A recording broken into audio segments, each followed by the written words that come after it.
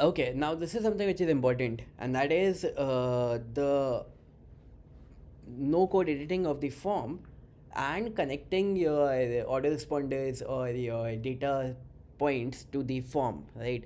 So I told you that I will share with you the connect here settings after some time. The reason for that is that inside your form, I will go to the edit mode. Okay, inside your form, um, the connect here settings, they only become applicable and active once the page is published. You cannot connect your autoresponder or anything, webhook or whatever, until and unless the page is published. So you will have to create the full page. Once it is done, publish it live.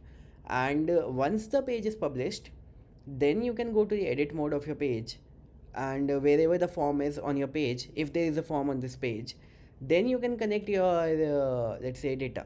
So for example, I will select this, and let's say there are a few things which I don't want. Of course you can remove those things, you can click on the delete button or whatever you want, right? So you can remove those things.